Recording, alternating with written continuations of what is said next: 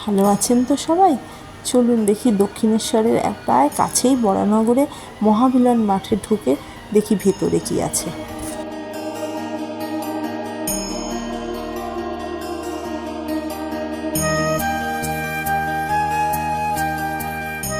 আমরা দেখছি যে দরজা দিয়ে ঢুকেই সীতারাম ওঙ্কারনাথজির মন্দির। ওনার আসল বাড়িটি রয়েছে ওই ত্রিবেণী কুন্তিঘাটের ওখানে, এখানে আশ্রম। তো ওনার নামেই এই মানে একটা আশ্রম মতো করা হয়েছে এখানে, যেখানে আবাসিক ছাত্ররা পড়াশোনা করে, একদম খুব ছোটো থেকেই পড়াশোনা করে, ওরকম গেরুয়া বসন টসন পড়ানো। তো ওরকমই আর কি, ওনার নামে এই ওঙ্কারনাথজি বৈদিক আশ্রমটি।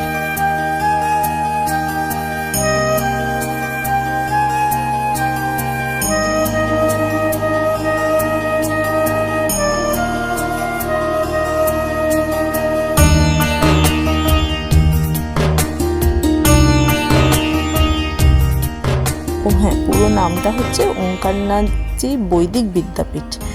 আর এখানে মোটামুটি ওই বাচ্চাদের যে পড়াশোনা করানো হয় সবই ওই হিন্দু ধর্মশাস্ত্র এই সমস্ত নিয়ে।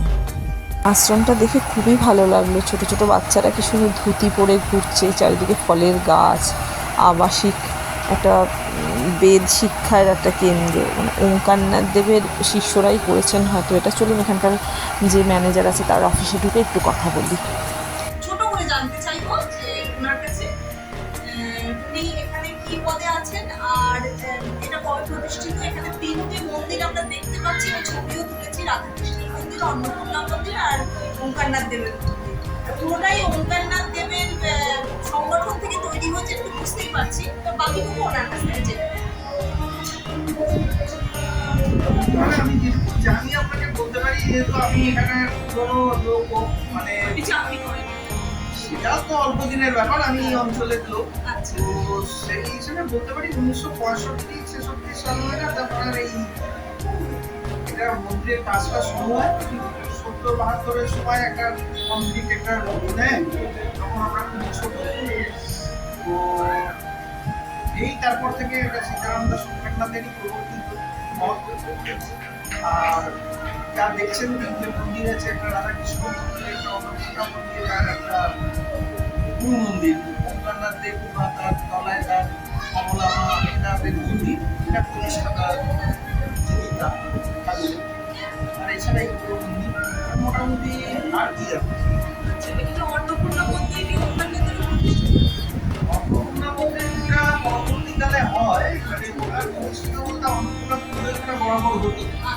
এখানে রামনাম অন্নপূর্ণা পুজো হতো, কিন্তু মন্দিরটা পরবর্তীকালে তৈরি হয়।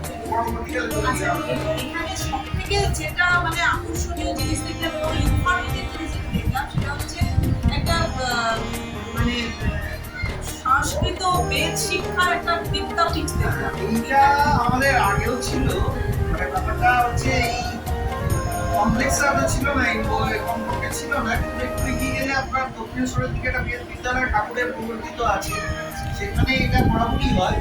আর এইটা বছর দেড়েক হলো চালু হয়েছে। এখানে আমাদের যিনি ইনচার্জ চালু করেছেন সুব্রত ভট্টাচার্য, এখানে 30-32 জন ছেলে এখন আছে।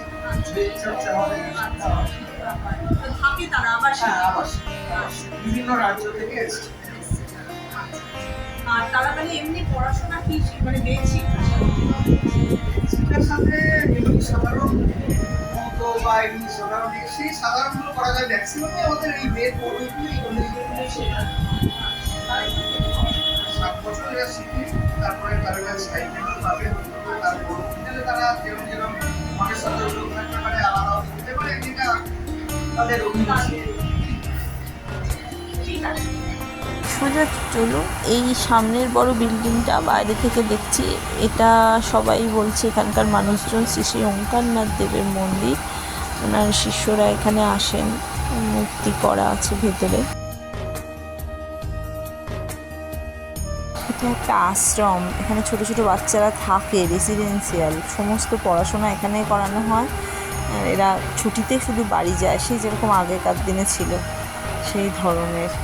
এবার ভালো করে ঢুকে দেখি এই প্রশস্ত দালানে কৃষ্ণ রাধার মন্দির। কি সুন্দর নাম গান হচ্ছে রাধা কৃষ্ণের, কতটা চওড়া দেখুন দালানটা। আর বেশ ভালোই দেখা যাচ্ছে সামনে থেকে মন্দিরে সন্ধ্যের আরতি পুজো আচ্ছা হচ্ছে।